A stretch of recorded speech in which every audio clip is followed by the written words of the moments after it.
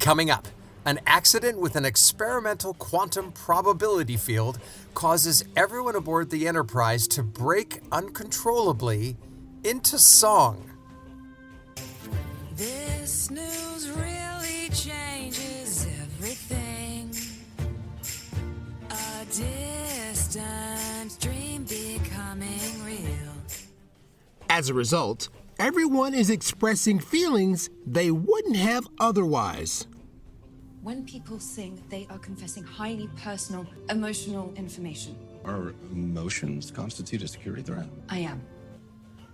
So how much of a security threat does this involuntary musical compulsion pose? Chris, you always run away. Oh, sure I see. What am I saying to you in front of my crew? And can they stop singing before the crew reveals too much to each other and their enemies as well? All this and more Coming up on a Strange New Worlds musical edition of Energize.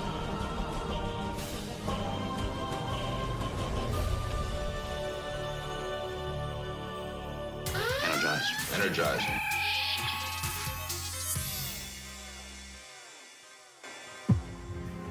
We're boldly going into the uncharted regions of the Star Trek universe before Captain Kirk. You're listening to Energize, a Star Trek Strange New Worlds podcast, your source for in-depth analysis, colorful debate, and exciting discussions about the new adventures of Captain Pike and the Enterprise crew. I'm your host, Anthony McLemore. And I'm Steve Truitt. This week, Strange New Worlds goes where no Star Trek show has gone before. a sci-fi singing high musical. Yeah, they just did that. Yeah, so here's a warp speed recap of Season 2, Episode 9 of Strange New Worlds, Subspace, Rhapsody. We have encountered an unusual phenomenon, a naturally occurring subspace fold. The intermix chamber and containment field are stable. Why? Where's that music coming from? Not from anywhere on the ship. All systems stable. All systems stable. All systems stable. But why are we singing? So, that happened. Reports of musical outbreaks have come in from every deck. Why are we singing? Imagine an area of space where quantum uncertainties collapse so rapidly and randomly that new realities are created. In one such reality, people sing uncontrollably. A musical reality. When people sing, they are confessing highly personal, emotional information. Lieutenant, are you telling me our emotions constitute a security threat? I am.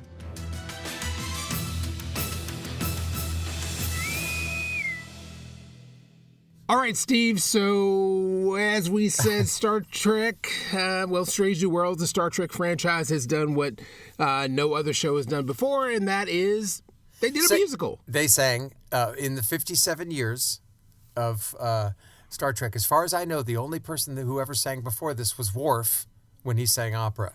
Yeah. Now, we knew this was coming, and I just, hands down, was not for it because I worried about how if this would cheapen, the Star Trek legacy, make it a joke or make this show a joke. It's doing very, very well. It's in the top 10. And I'm like, okay, so you're going to throw a wrecking ball in this and go musical? Yeah. I grew up outside of New York. I spent my life in the city going to shows on Broadway. Half price ticket window on Wednesday, you could see a show for $12. I was a scrawny kid. I didn't get into sports. I did theater as a way to meet girls in high school.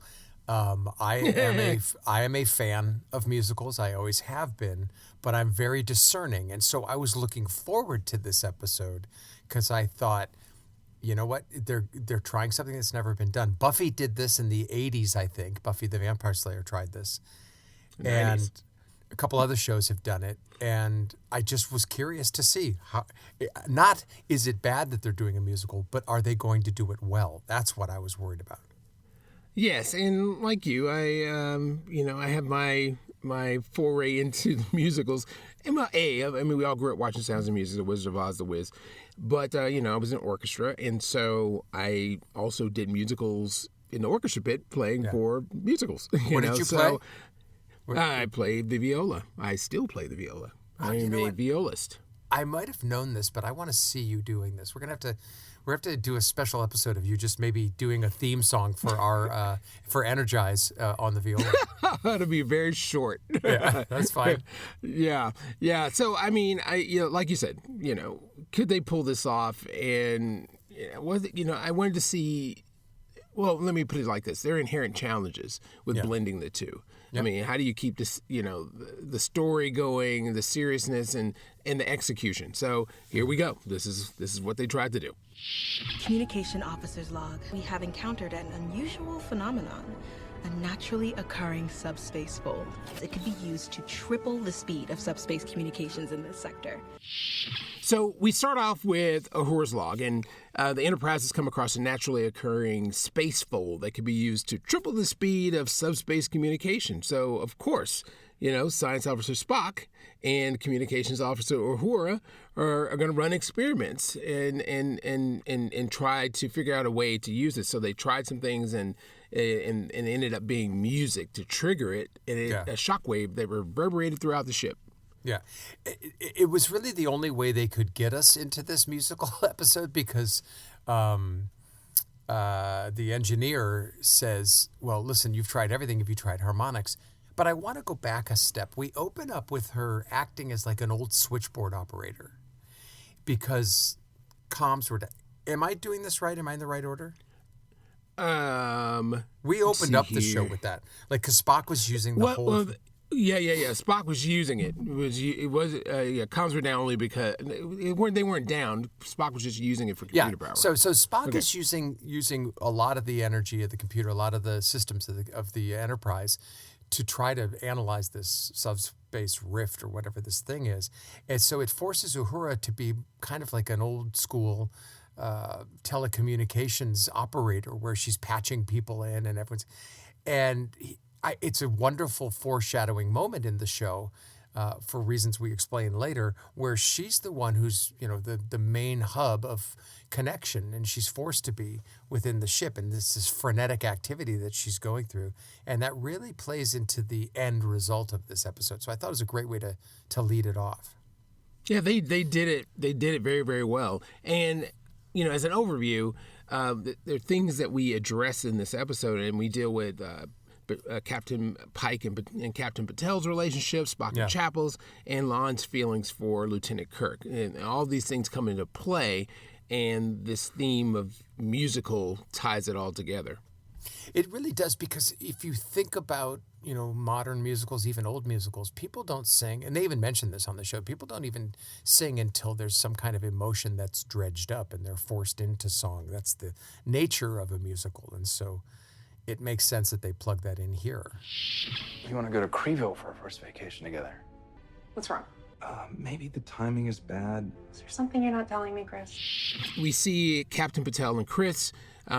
She wants to take him on a destination vacation, but Pike is not feeling it, and we go back into this whole Chris pulling back, not being open, and that's going to play out. Yeah, and it's strange to me because he keeps learning the same lesson, or making the same mistake of, hey man, stop pulling back, stop. We've seen this all season.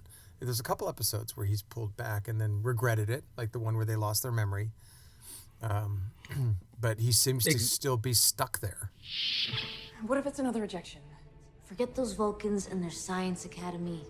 But this fellowship is different. Thousands of people apply for this fellowship every year, and only 5 are accepted. This could change my life. And then we're also dealing with Nurse Chapel. She's been accepted into a fellowship that will take her away for 3 months, but she hasn't even plugged in Spock on this. No, and this is curious to me because she was the one last season who was really pining for him. And then in the beginning of this season, we saw her pining for him. And so you would think maybe the fellowship wasn't as important, or maybe she'd have remorse upon getting accepted because of what's happening with Spock. But I don't see that. Lieutenant Kirk's captain sent a report in advance of his arrival. Show him the ropes. You have an energy. What? I'm just waiting for our visitor to arrive so I can run a security clearance on him. And then we're also dealing with Lon, and she's flustered ahead of Kirk's arrival. Let me start that over. And we're dealing with Lon. She's grappling with her feelings from the alt-universe Captain Kirk and the relationship she would have had with him, but she's now in the prime reality, and so this leaves her in a very emotionally screwed up space, for lack of a better word. Right. So it's interesting that Kirk keeps showing up. I've really warmed up very quickly to this version of Kirk. I think he does a great job. I like him, but he's around a little too much. He's kind of like the neighbor that keeps coming over. I 100% agree with that. I'm kind of like, okay, guys, let Kirk be OTS. This is Pike's ship. Yeah. And I think we're seeing him too much, and so now we got him coming aboard because he needs to shadow Pike, and I'm just kind of like, okay, I think you're getting close to jumping shark here. Well, a lot of people thought this musical episode was jumping the shark, and obviously you and I will discuss that, but I think they need to be a little bit more careful with Kirk. That's 3 episodes he's in this season.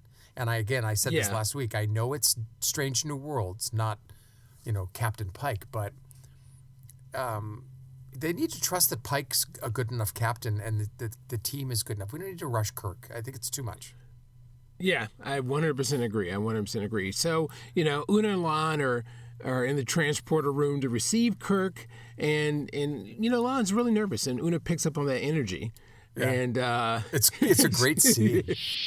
Lieutenant Kirk, welcome back to the Enterprise. Thank you, Commander. Good to see you again, Lon. You still owe me that drink, if I'm not mistaken. You know each other? It's a great scene because La'an, she's nervous. I don't feel like she overacted it, but she was the character was obviously obvious about her feelings. But the moment where she goes, "I'll take you with me," and she goes the wrong way, it's such a wonderfully subtle moment, underplayed, and I thought it was a really great example of how nervous she can really be. Yeah, I think the actress played it very, very well because the thing about it is she's so hard-edged, and so to see her flustered, it's not hard to take it up a notch to be flustered. So I thought she did a good job doing, exhibiting those emotions and feelings of uncertainty. And so Kirk, beams aboard, and he reminds La'an that they were supposed to have a drink. There's this drink that they're supposed to have, and it's been hanging over like 2 episodes already. Yeah, and Una sees it, so now she's clued in, because women always sense everything. And I'm thinking to myself, boy, Kirk doesn't know about the alternate timeline, but he's really flirting here. Now, that's a James T. Kirk staple, to flirt. So yes. I think it's right in line. I think he's, he may be interested, he may not. We don't know. But he's flirting with her because she's there and he senses her nervousness. I think he's playing with her a little bit. I really do. Yeah, and I was like, okay, these two are getting together by the end of the show. That's what I thought at this point. I was like, okay, it's the Trinity here. 1, 2, 3. There'll be a musical lovemaking scene or something. Who knows? You got it. I knew it. What will I do without you for 3 months? Oh my God. You're not the only one who's gonna miss her. I have to talk to Spock. And, next we go back to Nurse Chapel. She's with some of her crewmates, and she's nervous about, whether or not she's going to be accepted to this fellowship. But she hasn't addressed Spock. So, again, I'm trying to figure out why. I'm perplexed here. Like I said before, she's chasing him all season 1, or at least pining for him. They did have a wall kind of up against them, or she put up the wall last week. But why? Yeah, and Spock was a bit dejected. And I just don't understand why. Why go through all this effort? You got him. You pulled him away from his betrothed. Well, that's another thing. Did she pull him away, or were there problems and she happened to be there in the residual? What's the truth of that? Yeah, true. It's could a little she be ambiguous. A homewrecker? Is she that kind of person? I don't see it because she seems so vulnerable. But she also fought in a war and like is really battle hardened. Maybe there's something about her we don't know. That's true. That's true. So now we get to the singing. So that shockwave, ripped through the ship and everything. And so, Pike, wants to know, what hit him, and and all of a sudden Spock breaks into song. The intermix chamber and containment field are stable. Where's that music coming from? Not from anywhere on the ship. I was surprised by how subtle the beginning was. I thought that was smart. And I think the best thing about this, which was the theme throughout the episode, was they didn't just sing for singing's sake. They're like, wait a second, why am I singing? What's going on? It's as if, another episode where a virus attacks the crew. This is a singing virus that they have to fix. Good point. That was a really good analogy. And this is why it was able to go down smooth for me. Because had they done it in typical musical fashion, I would have turned it off.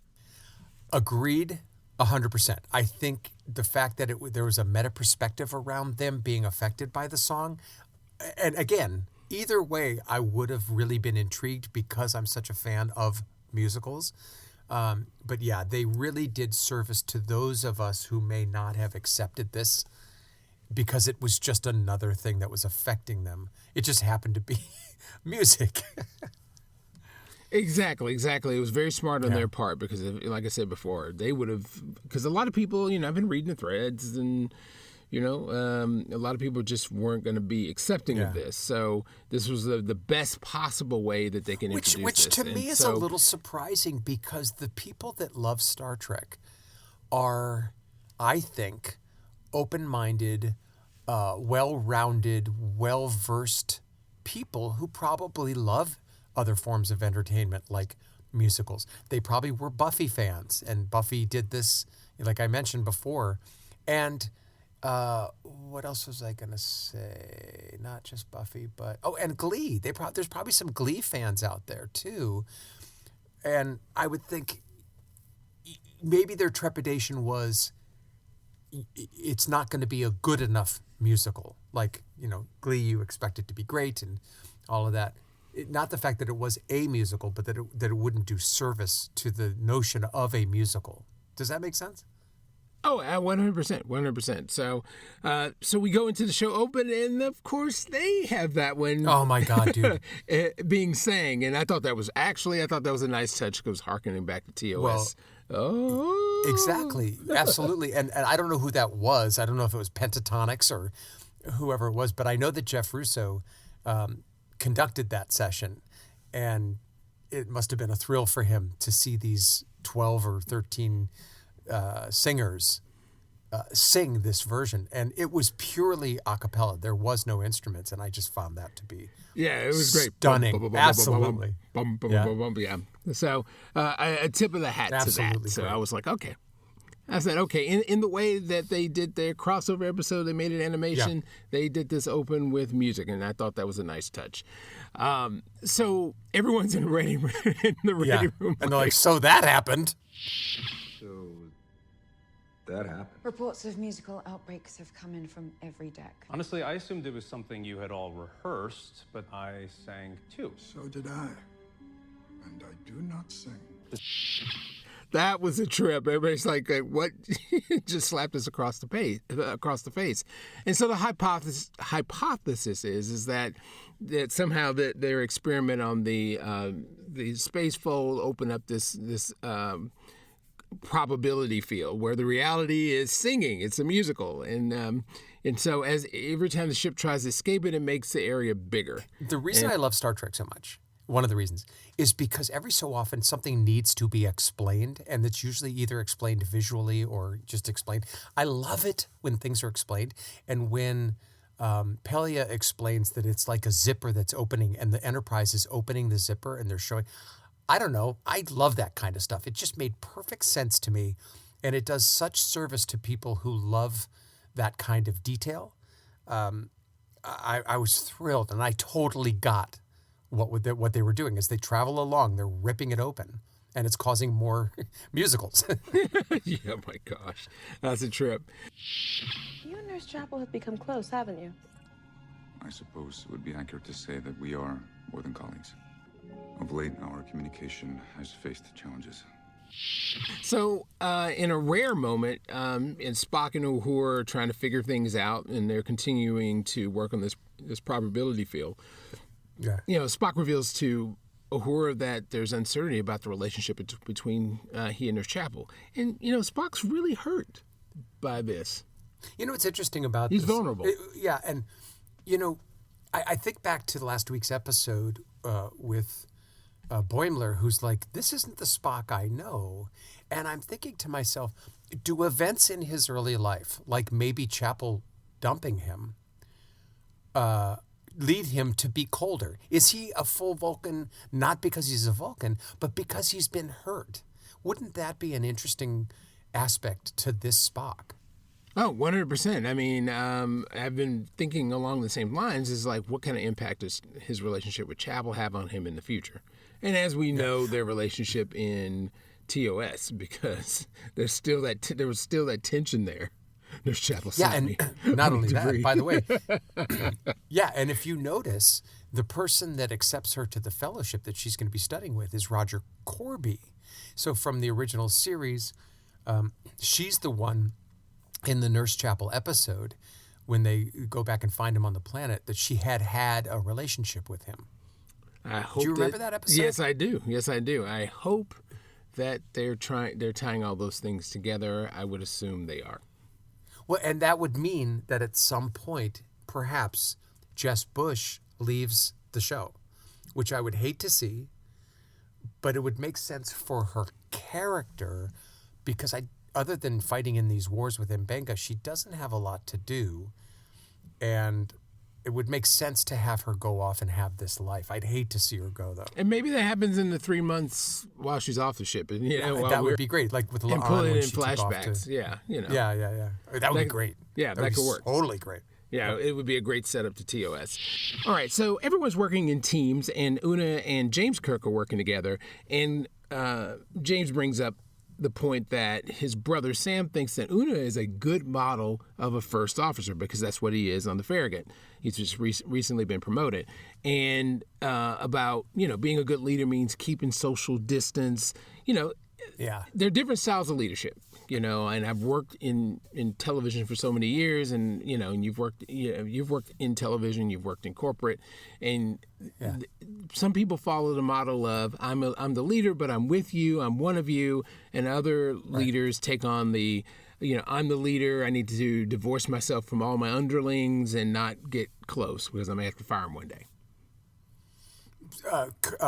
Pike is definitely the come on to my cabin and I'll cook for you kind of guy.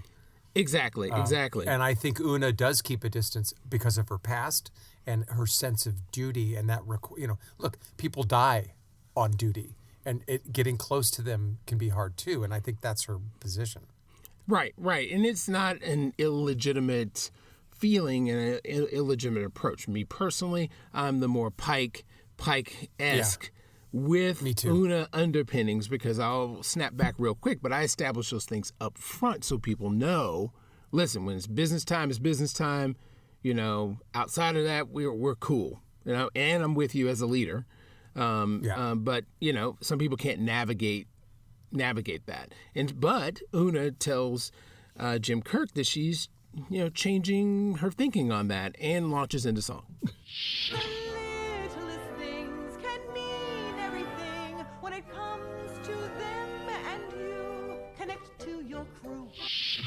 I will save my criticism, if there is some, of the actual musical for after this episode, because I have some.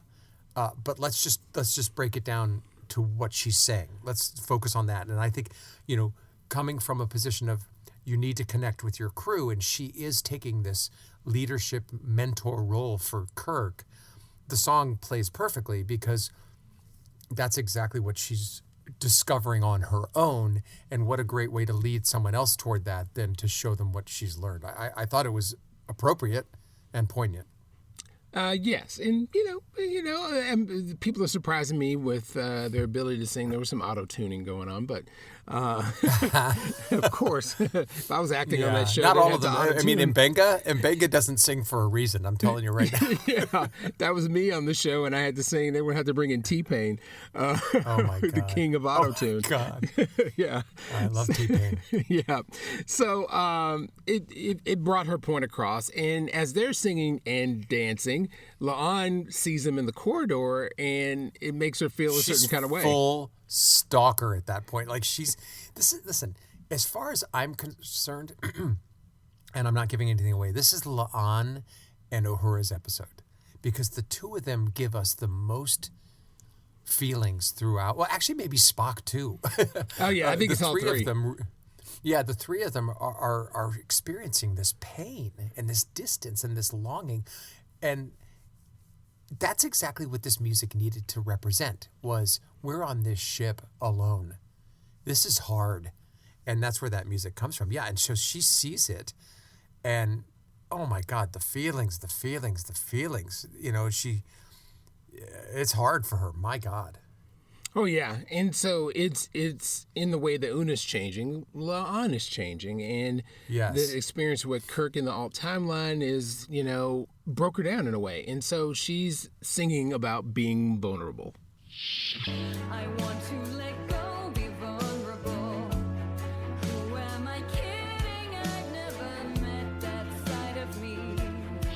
And she's doing it in her cabin, and the direction here, and forgive me, I don't recognize this director.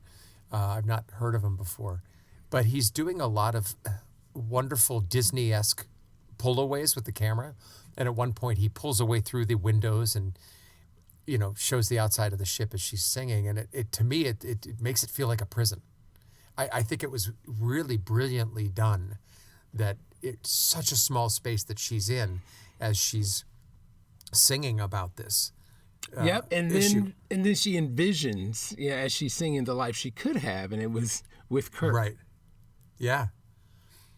Yeah, and this is something we would not get in a regular episode in this way. The vulnerability, the honesty, and that's what this music is doing. Is it's really bringing out their true feelings. And at this point, I'm saying this is working. This is actually working as an episode. Yeah, I mean, like I said, I was, completely against this. Completely against it. I know. But the way they brought this in, which we discussed earlier, was the fact that it's something that is happening to them. Right. It's the symptom yes. of an infection in a way. And so that helped me come off of, what are you doing, Strange New Worlds? Yeah. You're going to tank this right now, so. At episode 9. Episode 9, right before the 10. Finale, boom. Yeah, right. Maybe so that's why they did it at 9 and not 3, because they didn't want to turn people off for the whole season. Exactly. This is season. floating around where the Elysian... No, it's not the Elysian King. I forgot the King episode that they did that was fantasy last year that I did not like. Yeah.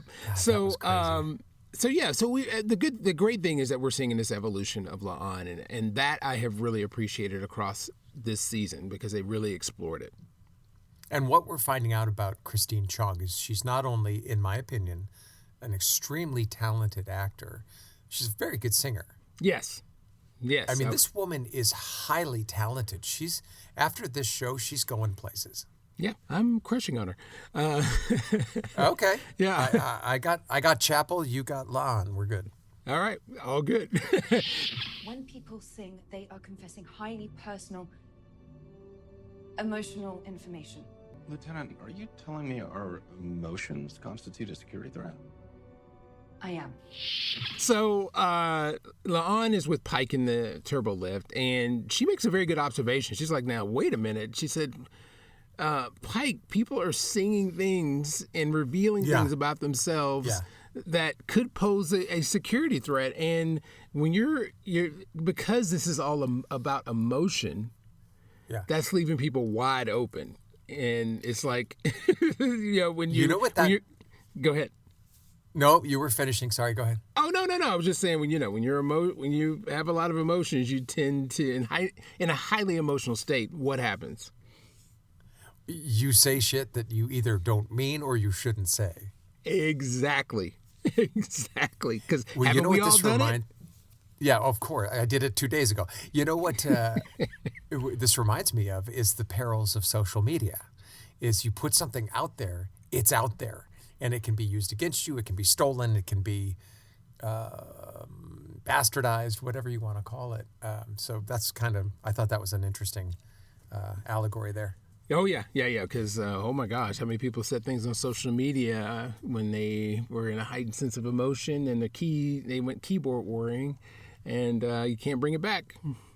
Nope. So, I mean, I have a 14-year-old daughter that just learned this lesson last week. She put something out there that was stupid. I had to, sit her down and explain to her, this is forever now. So, congratulations. Yeah, restraint. Yeah. And a moment of pause. Yeah. Chris, you always do this. You always run away. Oh, sure I see. Lay all the blame on me.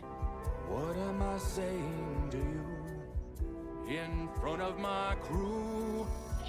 So it this perfectly teed up what happens next. It's so good because first, in trying to solve this issue, Spock and Uhura cause yet another shockwave.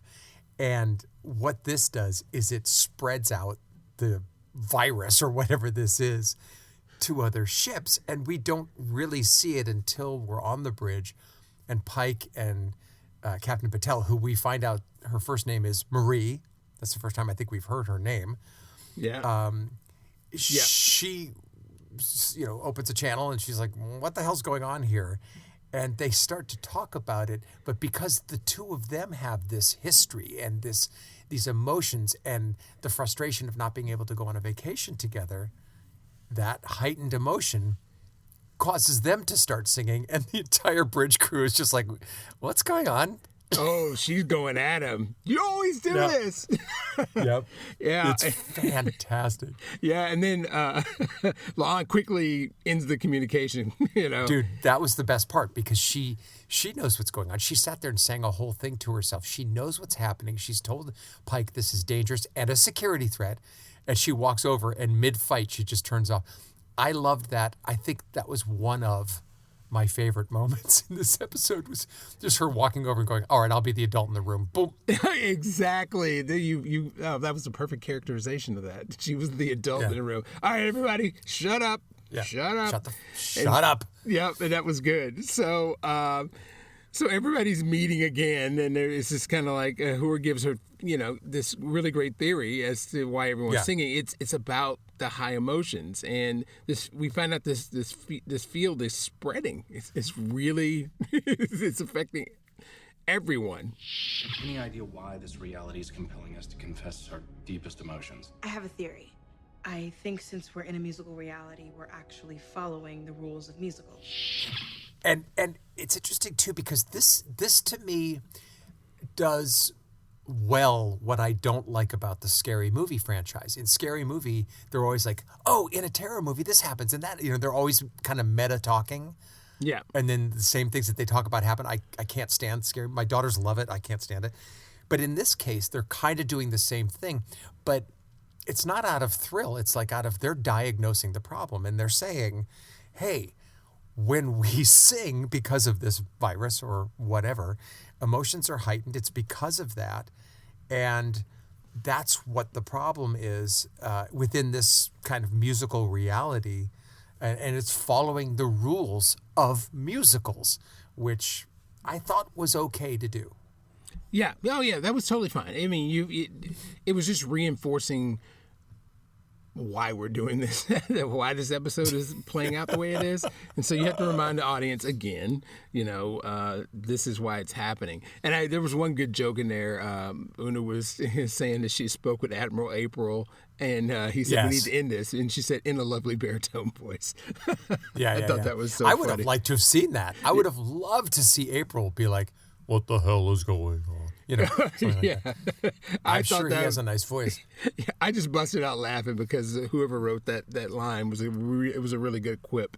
I just thought it was cool. There was a lot of Easter eggs in this one. Some of them I've forgotten. Like I was watching it, I'm like, oh, that's an Easter egg. I didn't write it down because it was just so good. But yeah, there's a lot of great references to things in this. Yep. And so La'an and Kirk finally have their moment of truth. You know, she's opening up to him. The other you, he saw the real me. And I liked it. I liked the way he looked at me.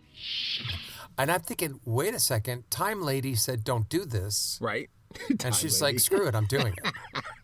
Time Lady said no.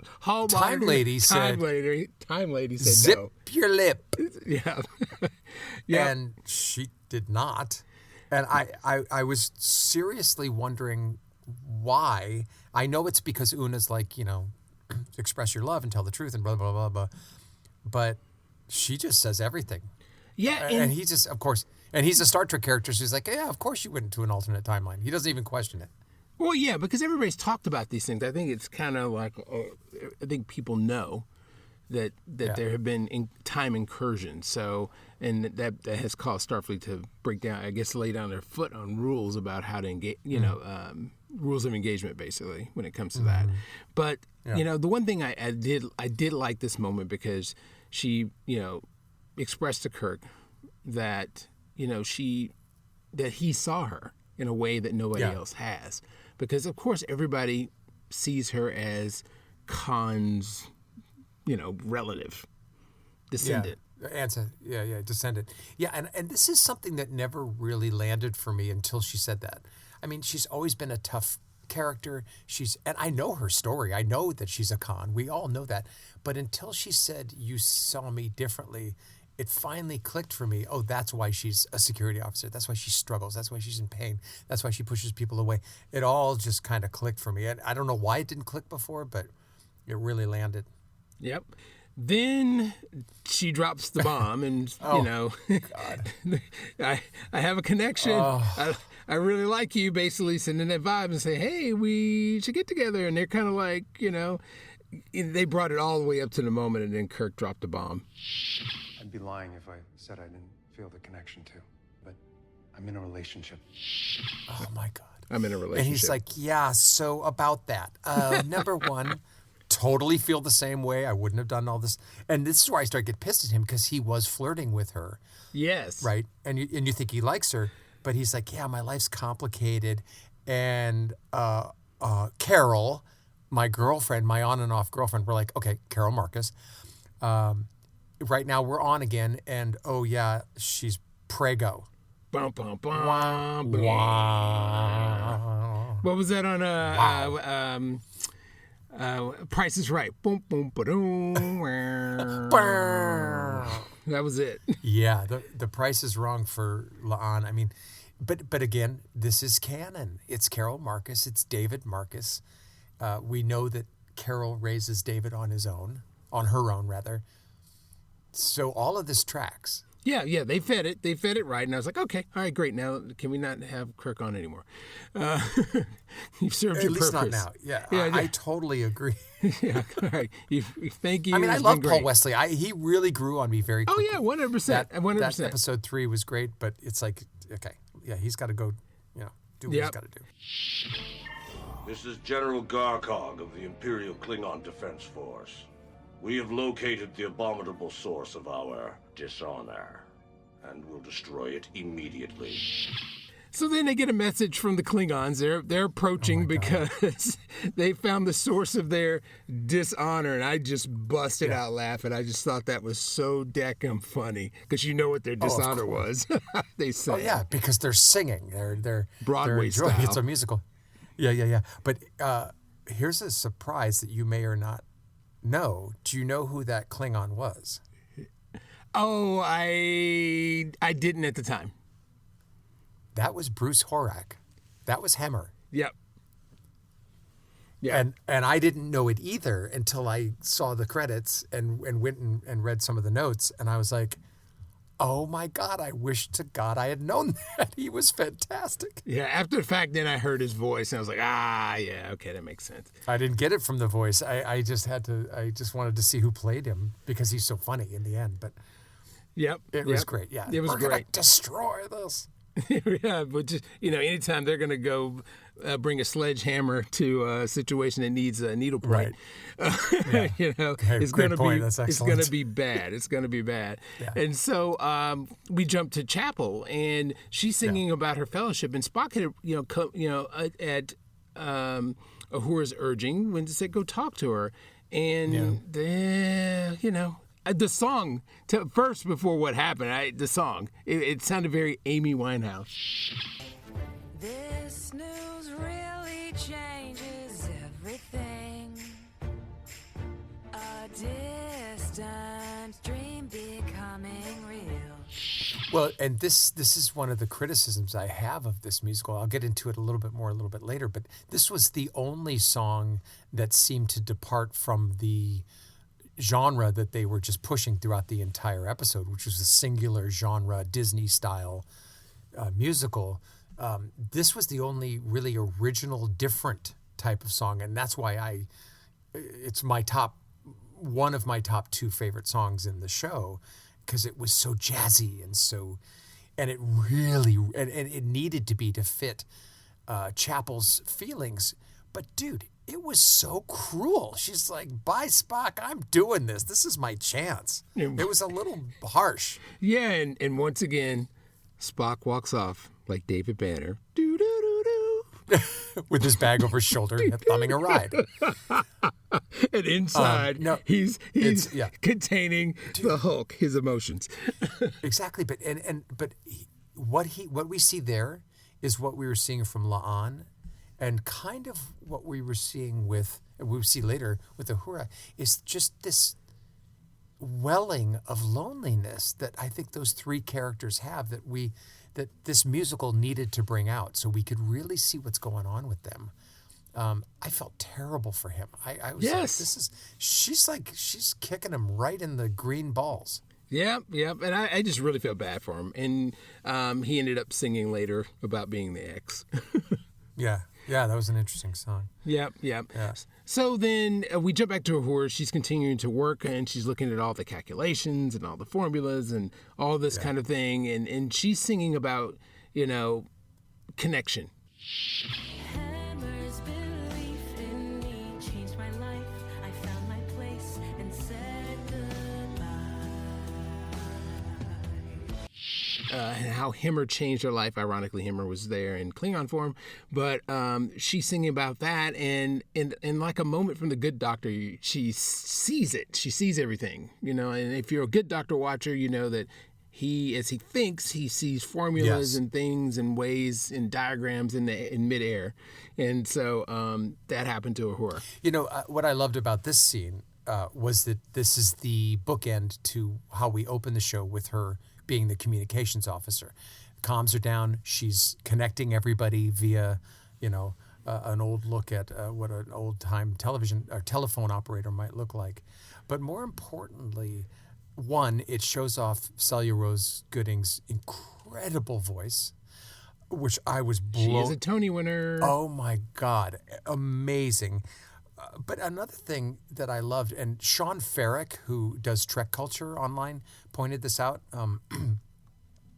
Whereas before we saw La'an kind of in her little cage behind the windows, Celia's singing this in the engineering section, which is wide and it's open and it allows for her voice to boom, and it really gives us this sense of that she's not trapped. She's got this wide open world, and I thought that just worked absolutely perfectly, especially as the bookend to, wait a second, actually, the connection is me.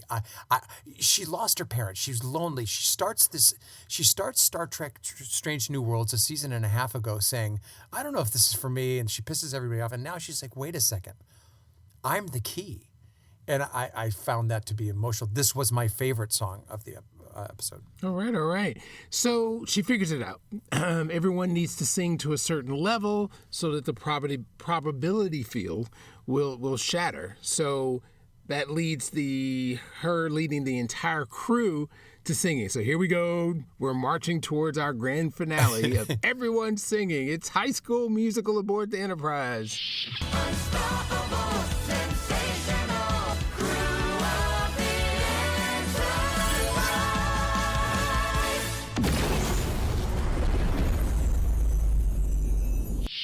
And they call her the voice of the Enterprise, which I found to be just, I got the chills. I didn't expect to. Because I was afraid the whole time this is going to be formulaic, it's silly, and I'm like, by the time we get to this, I was like really all in. I was all in.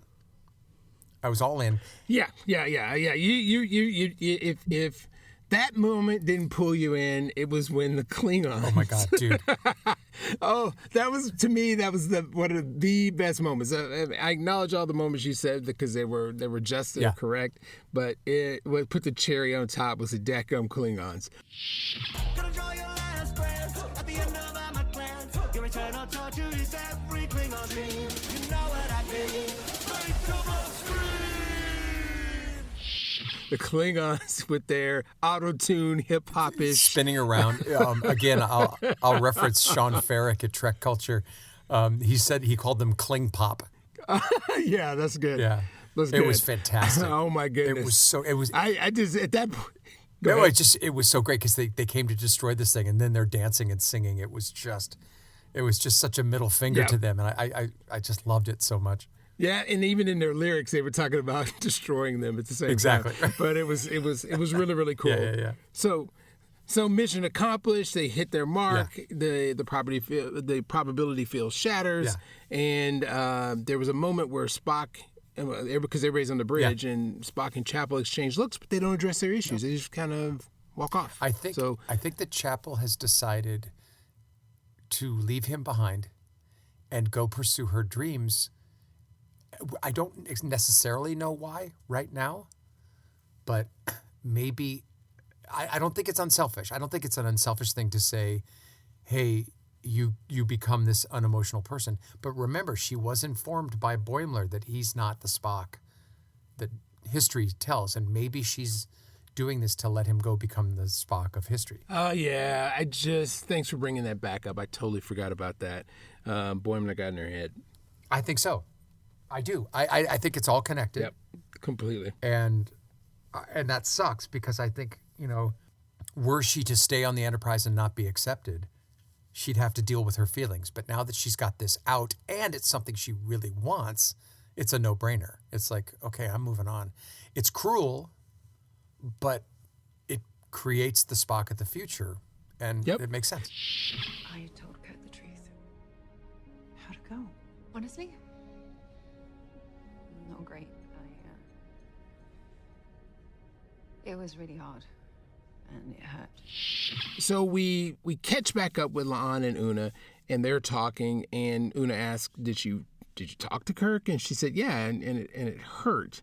But she realizes she needs to open up more often, and maybe we'll see the softening of La'an as time goes on. Well, we'll see. It's an interesting conclusion on her part. She's been a con her whole life. She's got a chip, which is an anger chip on her shoulder. She's disturbed by her name. She doesn't feel anyone gets her. She opens up and gets hurt and then decides, well, maybe I should open up more often.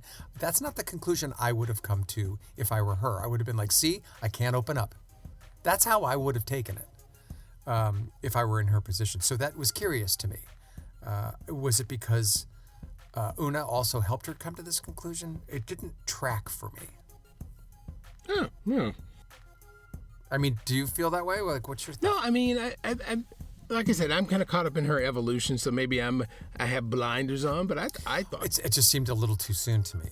Like, that's a very odd conclusion to come to when you've been hurt your whole life. You stay away from people, you fall in love, and the guy's got somebody else pregnant, and your response is, I should try this more often.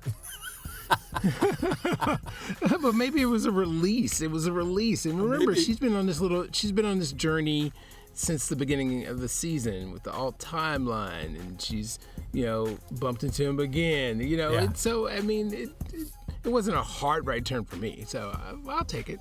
Okay. All right. Yep. Okay. Yep. All right. So Patel and Captain Patel and Pike, have their words, and she's just like, hey, if you didn't want to go on that vacation, just freaking tell me, And she says at the same time, by the way, I don't want to go camping unless, it's indoors. Got it. So there's that, their ongoing relationship. But, it basically ends on the bridge, and Pike asks Una to send a message to all ships to warn them about this thing so we don't start it all over again.